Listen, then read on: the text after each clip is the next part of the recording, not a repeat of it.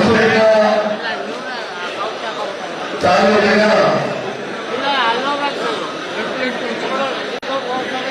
ನಿಷ್ಠಾವಂತ ಕಾರ್ಯಕರ್ತ ಬಂಧುಗಳೇ, ತಾಲೂಕಿನ ಪ್ರಬುದ್ಧ ಮುಖಂಡರೇ, ಚುನಾವಣೆಯ ಫಲಿತಾಂಶವನ್ನು ಒಂದೇ ವಾರ ಕಂಡಿರತಕ್ಕಂಥದ್ದು 23ನೇ ತಾರೀಕು ಬಂದಂತ ಫಲಿತಾಂಶ ಯಾರು ಕೂಡ ನಿರೀಕ್ಷೆಯನ್ನ ಮಾಡಲಿಲ್ಲ. ಆದರೆ ಆ ಫಲಿತಾಂಶದ ಬಳಿಕ ಒಂದೇ ವಾರದಲ್ಲಿ ಸಮಯವನ್ನು ನಿಗದಿ ಮಾಡಿ ಕೇಂದ್ರದ ಸಚಿವರು, ರಾಜ್ಯ ಕಂಡಂತ ಅಪರೂಪ ನಾಯಕರಾಗಿರ್ತಕ್ಕಂಥ ರಾಜ್ಯದ ಮಾಜಿ ಮುಖ್ಯಮಂತ್ರಿಗಳು, ನಮ್ಮ ತಂದೆಯವರು ಸನ್ಮಾನ್ಯ ಕುಮಾರಣ್ಣವರು ನವದೆಹಲಿಯಲ್ಲಿ ಈಗಾಗಲೇ ಚಳಿಗಾಲದ ಅಧಿವೇಶನ ನಡೀತಾ ಇದೆ. ಆದರೂ ಕೂಡ ಅವರ ಸಮಯವನ್ನ ಮೀಸಲಿಟ್ಟು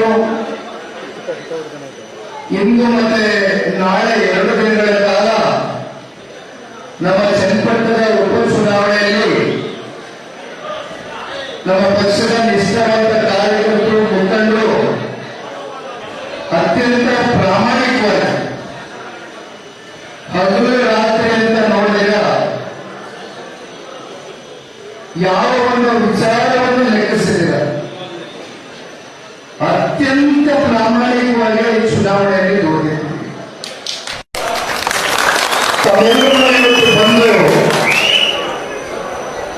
ಕೊಟ್ಟ ಒಂದು ಸ್ಪಷ್ಟವಾದಂತ ಸಂದೇಶವನ್ನ ಕೊಡಬೇಕು ಅಂತಕ್ಕಂಥ ಹಿನ್ನೆಲೆಯಲ್ಲಿ ಸನ್ಮಾನ್ಯ ಕುಮಾರಣ್ಣ ಅವರು ಬಂದು ಈ ಒಂದು ಕಾರ್ಯಕ್ರಮದಲ್ಲಿ ಪಾಲ್ಗೊಂಡಿರ್ತಕ್ಕಂಥದ್ದು ನಮ್ಮೆಲ್ಲರಿಗೂ ಅತ್ಯಂತ ಆತ್ಮಸ್ಥೈರ್ಯ ಮತ್ತೆ ಆತ್ಮವಿಶ್ವಾಸವನ್ನ ಮೂಡಿದೆ ಅಂತಕ್ಕಂಥದ್ದು ಹೇಳಿದ್ರೆ ಬಹುಶಃ ತಪ್ಪಾಗ್ಲಿಕ್ಕಿಲ್ಲ.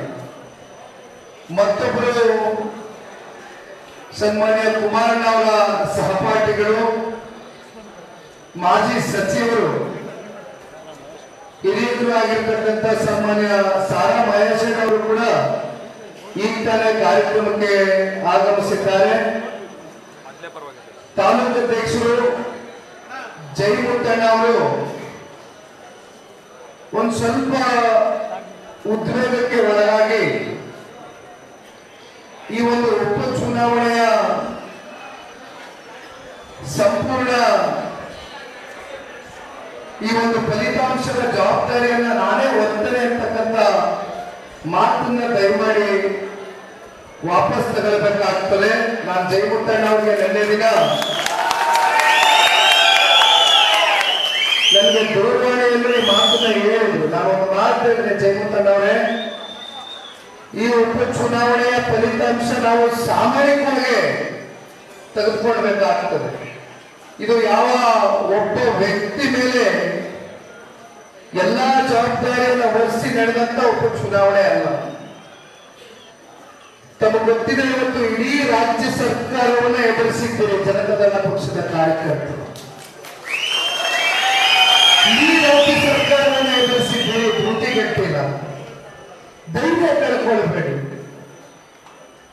ನಿಮ್ ಪಾದಗಳಿಗೆ ನಮಸ್ಕಾರ ಮಾಡಿ ಕೇಳ್ತಾನೆ, ನನ್ನ ಮೇಲೆ ಅನುಮಾನ ಪಡಬೇಡಿ, ನನ್ನ ಮೇಲೆ ಅನುಮಾನ ಪಡಬೇಡಿ.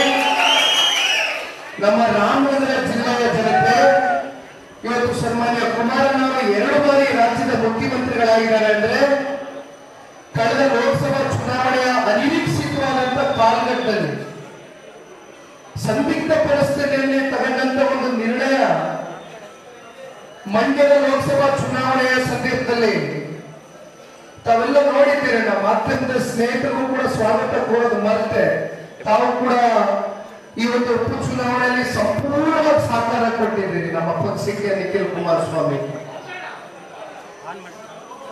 ಹಾಗಾಗಿ ಕಳೆದ ಲೋಕಸಭಾ ಚುನಾವಣೆಯಲ್ಲಿ ಮುಚ್ಚುಮರೆ ಏನಿಲ್ಲ, ತಾವೆಲ್ಲರೂ ಅಂಬೇಡ್ಕರ್ ಭವನದಲ್ಲಿ ಕಾರ್ಯಕರ್ತರು ಮುಖಂಡರುಗಳ ಸಭೆಯನ್ನು ಕರೆದಿದ್ರು ಮಂಡ್ಯದಲ್ಲಿ. ಅಲ್ಲಿ ನಮ್ಮ ಕಾರ್ಯಕರ್ತರುಗಳು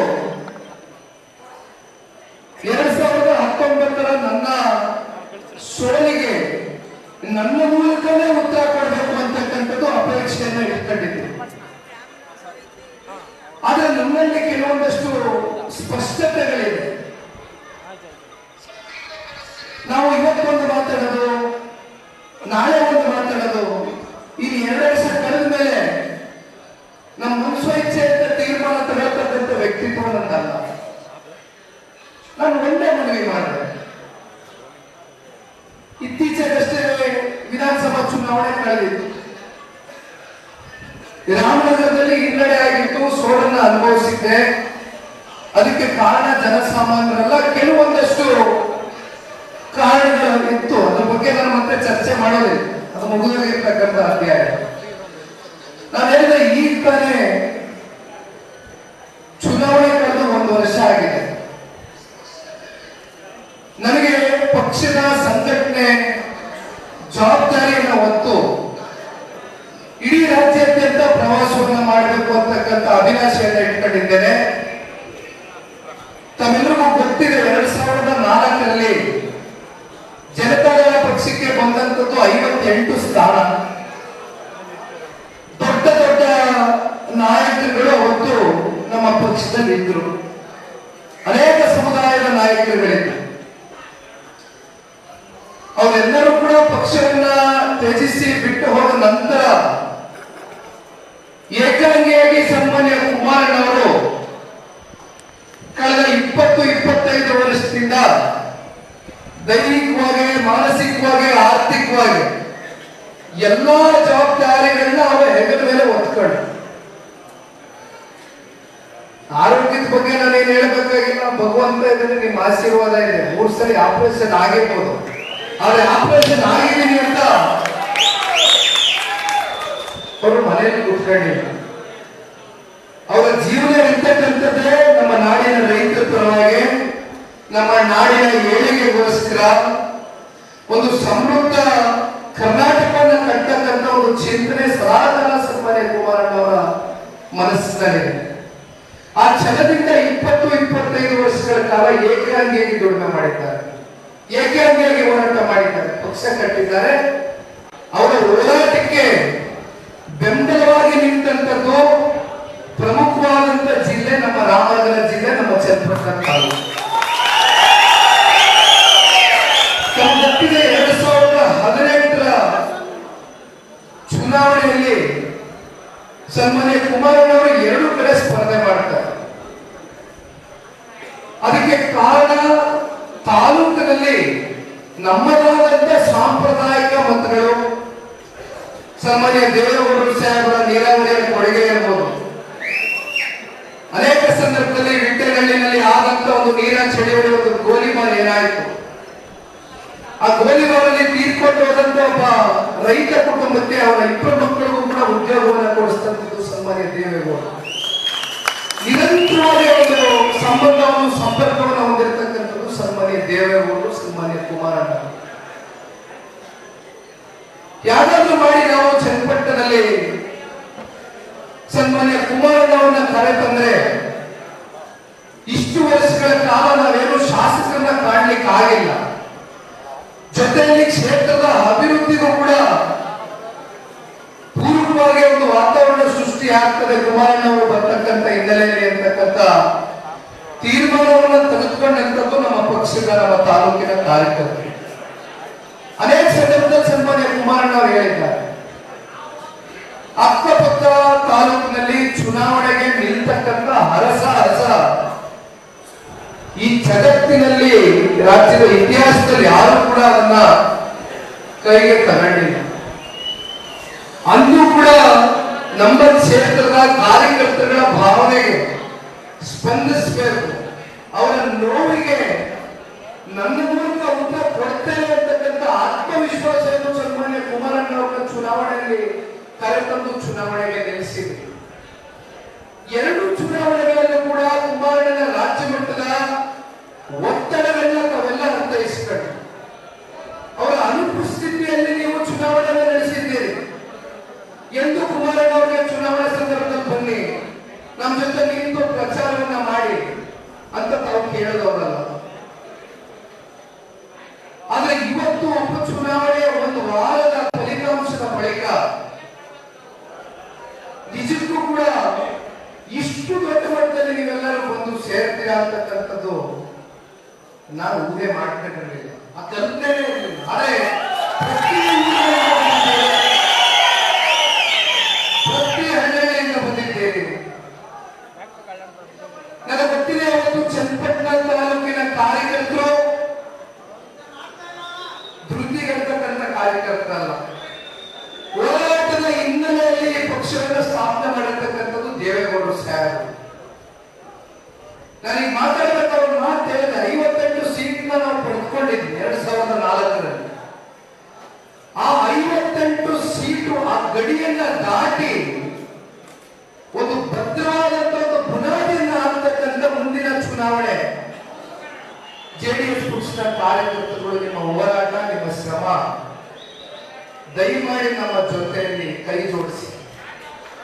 ನಾನು ಸುಮ್ಮನೆ ಮನೆಯಲ್ಲೇ ಕೂರ್ತಕ್ಕಂಥವಲ್ಲ. ನಿನ್ನೆ ಅರ್ಜುನ್ಗೂಡ್ ಹೋಗಿದ್ದೆ, ನಮ್ಮ ಮಂಜಣ್ಣ ಅವ್ರ ಕರೆದ್ರು, ನಾನು ಹುಟ್ಟುಹಬ್ಬ ಆಚರಣೆ ಮಾಡ್ತಾ ಇದ್ದೇನೆ, 67ನೇ ವರ್ಷದ ಹುಟ್ಟುಹಬ್ಬ, ನೀನು ಬರಲೇಬೇಕು ಕಣಪ್ಪ ಅಂದ್ರು. 4 ಗಂಟೆ ಹೋಗ್ಲಿಕ್ಕೆ, 4 ಗಂಟೆ ಬರ್ಲಿಕ್ಕೆ. ಹೋದೆ 10:15 ಗಂಟೆಗೆ, ಅರ್ಧ ಗಂಟೆ ಕೂತಿದ್ದೆ, ಬಂದೆ. ಯಾಕೆ ಇದನ್ನು ಹೇಳ್ತಾ ಇದ್ದೀನಿ ಅಂದ್ರೆ, ಒಂದು ವಾರ ಆಗಿದೆ ಅಷ್ಟೇ ಚುನಾವಣೆ ಫಲಿತಾಂಶ ಬಂತು. 3 ಚುನಾವಣೆಯಲ್ಲಿ ನಾನು ಸೋತಿರಬಹುದು, ಆದ್ರೆ ಎದೆ ಬಂದಿಲ್ಲ. ಎದೆ ಬಂದಕ್ಕಂಥ ಪ್ರಶ್ನೆ ಇಲ್ಲ.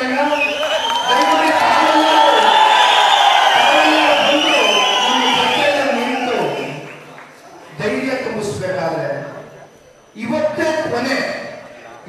ಕೊನೆ, ಯಾರು ನಿಮ್ಮ ಕಣ್ಣಲ್ಲಿ ನೀರು ಹಾಕಬಾರ್ದು. ದಯಮಾಡಿ ಚೆನ್ನಾಗಿ ಕೇಳಿ, ಕಿಚ್ಚು ಮನೆಗೆ ರೂಢಿಸ್ಕೊಳ್ಳುವ, ಚೆನ್ನಾಗಿ ಕೇಳಿ. ನಾವು ಸತ್ತಿಲ್ಲ, ಸೋತಿದ್ದೀವಿ ಅಷ್ಟೇ. ಇನ್ನು 36 ವರ್ಷ ವಯಸ್ಸು. ಎಂತೆಂತ 7 ಬೀಳುಗಳು ಸನ್ಮಾನ್ಯ ದೇವೇಗೌಡರು, ಕುಮಾರಣ್ಣ ಅವರು ನೋಡಿಲ್ಲ. ಎಂತೆಂತ ಚುನಾವಣೆಗಳನ್ನೇ ಎದುರಿಸಿಲ್ಲ. ಒಂದು ಚುನಾವಣೆಗೆ ಇಷ್ಟು ಧೃತಿಗೆಟ್ಟರೆ ಹೆಂಗಣ್ಣ? ಇನ್ನು ಬಹಳ ದೂರ ಸಾಗದಿದೆ. ಈ ಪ್ರಾದೇಶಿಕ ಪಕ್ಷವನ್ನ ಯಾರು ಕೂಡ ಅಳಿಸ್ಲಿಕ್ಕೆ ಸಾಧ್ಯ ಇಲ್ಲ. ಇದು ಕನ್ನಡಿಗರ ಅಸ್ಮಿಯತೆ. 700 ಕೋಟಿ ಕನ್ನಡಿಗರ ಸಾಕಾರ ಆಶೀರ್ವಾದವನ್ನು ಪಡಿತಕ್ಕಂಥ ಕೆಲಸ ಮಾಡ್ತೇವೆ. ಸಾಕಷ್ಟು ಸರ್ಕಾರದ ವೈಫಲ್ಯತೆಗಳಿದೆ, ಹಗರಣಗಳಿದೆ, ಭ್ರಷ್ಟಾಚಾರ ನಿಮ್ಮ ಕಣ್ಣು ಮುಂದೆ ಇದೆ. ನಡೀರಿ, ಹೋರಾಟ ಮಾಡೋಣ. ಮನೇಲಿ ಕೂತ್ಕೊಳ್ಳೋದು ಬೇಡ, ದಯಮಾಡಿ. ನಾನು ಮನೇಲಿ ಕೂತ್ಕೊಳ್ತಕ್ಕಂಥ ಜಾಯಮಾನ ಅಲ್ಲ, ನಿಮ್ ಜೊತೆ ಇರ್ತೇನೆ. ಅನಿರೀಕ್ಷಿತವಾದಂತ ಬೆಳವಣಿಗೆ ಬಂದೆ. ನಾನು ಕಾರ್ಯಕರ್ತರು ಉಳಿಸ್ಬೇಕಾಗಿತ್ತು. ನಮ್ಮ ತಂದೆಯವರನ್ನ, ದೇವೇಗೌಡ ಸಾಹೇಬ್ರನ್ನ, ನಮ್ಮ ಇಡೀ ಕುಟುಂಬವನ್ನ 8 ಬಾರಿ ಶಾಸಕ ಸ್ಥಾನ ಕೊಟ್ಟಿರ್ತಕ್ಕಂಥ ಜಿಲ್ಲೆ ಇದು. ಒಂದಲ್ಲ, ಎರಡಲ್ಲ, 8 ಬಾರಿ ಶಾಸಕ ಸ್ಥಾನ ಕೊಟ್ಟಿದ್ದೀರಿ. ಸಂಸತ್ಗೆ ಕಳಿಸಿದ್ದೀರಿ. ಇನ್ನು ಋಣ ತೀರಿಸತಕ್ಕಂಥ ಕೆಲಸ ಸನ್ಮಾನ್ಯ ಕುಮಾರಣ್ಣ ಅವರು ಸದಾ ಕಾಲ ಮಾಡಿದ್ದಾರೆ. ನಾನು ಸೋತಿದ್ದೀನಿ ಅಂತ ನಾವು ಕೊಟ್ಟಂತ ಮಾತನ್ನು ವಾಪಸ್ ತಗೊಳ್ತಕ್ಕಂಥ ಪ್ರಶ್ನೆ. ಕುಮಾರಣ್ಣನಿಗೆ ರಾಜ್ಯದ ಜನತೆ, ಜಿಲ್ಲೆಯ ಜನತೆ ಇಬ್ಬರು ವೈಶಾಲ್ಯತೆಯಿಂದ ಮಂಡ್ಯ ಜಿಲ್ಲೆ ಕಳಿಸ್ಕೊಟ್ರಿ. ಸಂಸದರಾಗಿ ಆಯ್ಕೆ ಮಾಡಿಕೊಟ್ಟಿದ್ದೀರಿ. ಕೇಂದ್ರದಲ್ಲಿ ಬೃಹತ್ ಕೈಗಾರಿಕೆ ಉಕ್ಕಿನ ಸಚಿವರ ಕೆಲಸ ಮಾಡ್ತಾ ಇದ್ದಾರೆ. ಅವರು ಪ್ರತಿನಿತ್ಯ ಇರ್ತಕ್ಕಂಥದ್ದು ಒಂದೇ ಚಿಂತೆ, ಅವ್ರಿಗೆ ಸಿಕ್ಕಿರ್ತಕ್ಕಂಥ ಈ ಒಂದು ಅವಕಾಶ ನಮ್ಮ ರಾಷ್ಟ್ರ ಮತ್ತೆ ನಮ್ಮ ರಾಜ್ಯವನ್ನ ಕಟ್ಟತಕ್ಕಂಥದ್ದು ಆಗಬೇಕು. ಯಾಕಾದ್ರೂ ಮಾಡಿ ನಾನು ಒಂದಷ್ಟು ಉದ್ಯೋಗಗಳನ್ನ ಸೃಷ್ಟಿ ಮಾಡಬೇಕು ಅಂತಕ್ಕಂಥ ಚಿಂತೆಯಲ್ಲೇ ಇದ್ದಾರೆ. ಹಾಗಾಗಿ ನಿಮ್ಮ ಜೊತೆಯಲ್ಲಿ ಇರ್ತೇವಣ, ದಯಮಾಡಿ ಯಾರು ದುರ್ತಿಗೆ ಇಡಬೇಡಿ. 11 ಗಂಟೆ ಕರೆದಂತ ಸಭೆ ಸಮಯ 1:15 ಗಂಟೆ ಆಯ್ತು. ಕುಮಾರಣ್ಣ ಅವರು 11 ಗಂಟೆಗೆ ಲ್ಯಾಂಡ್ ಆಗಿತ್ತು, ಬರ್ಲಿಕ್ಕೆ 1:15 ಗಂಟೆ ಆಯ್ತು. ದಯಮಾಡಿ ಹಂಗೆ ಅಂತ ಭಾವಿಸ್ಬೇಡಿ. ಕೊನೆಯದಾಗಿ ಹೇಳ್ತೇನೆ, ದಯಮಾಡಿ ನನ್ನ ಮೇಲೆ ಅನುಮಾನ ಪಡಬೇಡಿ. ನನಗೆ ಈ ಪಕ್ಷವನ್ನ ದೇವೇಗೌಡರು ಸಾಹೇಬ್ರ ಮಾರ್ಗದರ್ಶನದಾಡಿ ಒಂದು ದಡ ಮುಟ್ಟಿಸಬೇಕು ಮುಂದಿನ ಚುನಾವಣೆ. ಇದು ನನ್ನಲ್ಲಿ ಇರ್ತಕ್ಕಂಥ ಒಂದು ಹೋರಾಟದ ಕಿಚ್ಚು. ನಿಮ್ ಜೊತೆಯಲ್ಲೇ ಇರ್ತೇವೆ. ದಯಮಾಡಿ ನಾನು ಎಲ್ಲೂ ಹೋಗೋದಿಲ್ಲ. 2018ರಲ್ಲಿ ಜಿಲ್ಲೆಯ ಜನತೆ ಜೆಡಿಎಸ್ ಪಕ್ಷದ ಚಿಹ್ನೆಗೆ ಆಶೀರ್ವಾದ ಮಾಡಿದರು. ಮತ್ತೆ ಆ ಕಾಲ ಮರುಕಳಿಸುತ್ತೆ, ಕಾಲಚಕ್ರ ತಿರುಗ್ತಾ ಇರುತ್ತೆ. ಅವಕಾಶಗಳು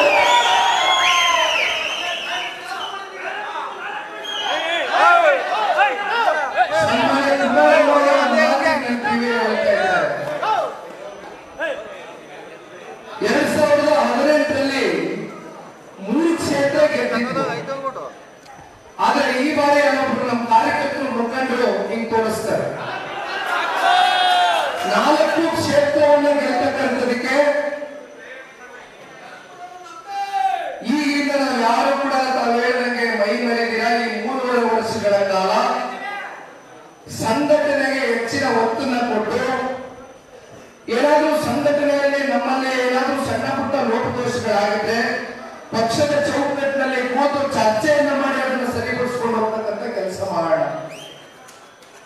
ಆದ್ರೆ ಒಂದು ಜಿಲ್ಲೆಯ ಜನತೆ ನಮಗೆ ಕಳೆದ 30 ವರ್ಷದಿಂದ ಆಶೀರ್ವಾದ ಮಾಡಿದ್ದಾರೆ. ಇವತ್ತು ರಾಮನಗರ ಜಿಲ್ಲೆಗೆ ಸಂಬಂಧ ದೇವೇಗೌಡರು ಕುಮಾರಣ್ಣವರು ಪಾದಾರ್ಪಣೆ ಮಾಡೋದಕ್ಕಿಂತ ಮುಂಚಿತವಾಗಿ ಜಿಲ್ಲೆಯ ಸ್ಥಿತಿಗತಿಗಳು ಏನಾಗಿತ್ತು ಅಂತಕ್ಕಂಥದ್ದು ಅನೇಕ ಸಂದರ್ಭದಲ್ಲಿ ಕುಮಾರಣ್ಣವರು ನನಗೆ ಹೇಳ್ತಾ ಇರ್ತಾರೆ. ನಮಗೆ ಕಟ್ಟಕಡೆಯ ಗ್ರಾಮಗಳಲ್ಲಿ, ಇವತ್ತು ಚನ್ನಪಟ್ಟಣದ ತಾಲೂಕಿನ ಕಟ್ಟಕಡೆಯ ಗ್ರಾಮ, ಮುಖ್ಯ ರಸ್ತೆಗಳು ಬಿಟ್ಟುಬಿಡಿ, ಎಲ್ಲಾ ಕಡೆ ಸಿಸಿ ರಸ್ತೆಗಳಾದವು, ಸಾಕಷ್ಟು ಅಭಿವೃದ್ಧಿಗಳಾಗಿದೆ. ಆದ್ರೆ ಇವತ್ತು ಜನಾಭಿಪ್ರಾಯಕ್ಕೆ ನಾವೆಲ್ಲರೂ ಶಿರಸವಹಿಸಿ ತಲೆ ಬಾರ್ಬೇಕಾಗ್ತದೆ, ಅದನ್ನು ಸ್ವಾಗತ ಕೋರಬೇಕಾಗ್ತದೆ. ಅದನ್ನ ನಾವು ಪ್ರಶ್ನೆ ಮಾಡ್ಲಿಕ್ಕೆ ಆಗೋದಿಲ್ಲ.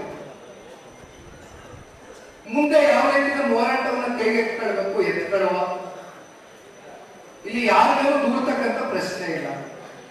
ಇದು ಸಾಮೂಹಿಕವಾಗಿ ಈ ಒಂದು ಉಪಚುನಾವಣೆಯ ಫಲಿತಾಂಶ ನಾವೆಲ್ಲರೂ ಕೂಡ ವೃದ್ಧಿಗೆ ತೆಗೆದುಕೊಂಡು ಮುಂದಿನ ಚುನಾವಣೆಯಲ್ಲಿ 4ಕ್ಕೆ 4 ತಾಲೂಕು ಜಯಬೇರಿ ಬಾರಿಸಲಿಕ್ಕೆ ದಯಮಾಡಿ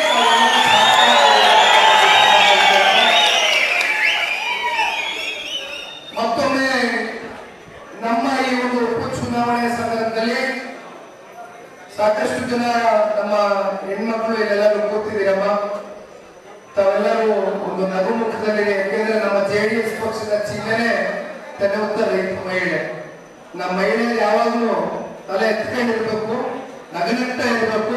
ದಯಮಾಡಿ ನೀವು ಯಾರು ಎದೆಗೊಳ್ಳಬಾರ್ದು. ನಿಮ್ ಜೊತೆ ನಗು ಇರಲಿ, ನಗುಮುಖ ಇರಲಿ. ಒಂದು ವಾರ ಆಗಿದೆ ಚುನಾವಣೆ ಕಳೆದು, ಯಾರು ಕೂಡ ಬೇಸರ ಪಟ್ಕೊಳ್ತಕ್ಕಂಥ ಅಗತ್ಯತೆ ಇಲ್ಲ. ದೇವೇಗೌಡರು ಸಾಹೇಬರಿದ್ದಾರೆ, ಕುಮಾರಣ್ಣವರಿದ್ದಾರೆ,